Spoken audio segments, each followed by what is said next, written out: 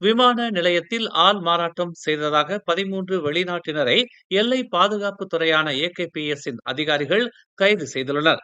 நேற்று KLIA முனையம் 2ல் அதிக நேரம் சுற்றிக் கொண்டிருந்தவர்களை சந்தேகத்தின் அடிப்படையில் AKPS அதிகாரிகள் சோதனையிட்ட போது முறையான கடப்பிதழ் ஆவணங்கள் இல்லாமல் போலியான அடையாளங்களுடன் இருந்த 13 வெளிநாட்டினரை AKPS அதிகாரிகள் கைது செய்திருப்பதாக தெரிவிக்கப்பட்டுள்ளது.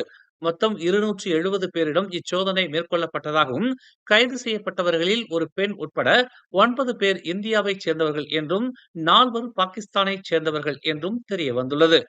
கைது செய்யப்பட்ட 13 பேரும் ஆவணங்களை மாற்றி அமைத்து போலியான கடப்பிதழ்கள் மூலம் நாட்டுக்குள் நுழைய முயற்சித்ததாக முதற்கட்ட விசாரணையில் தெரிய வந்துள்ளது.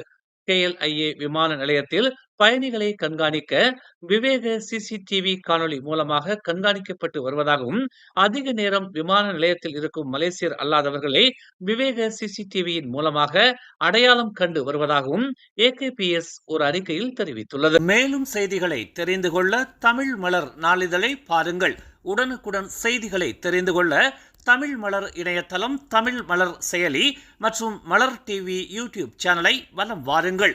எங்களோடு இணைந்திருக்க மலர் டிவியை பதிவு செய்து கொள்ளுங்கள்.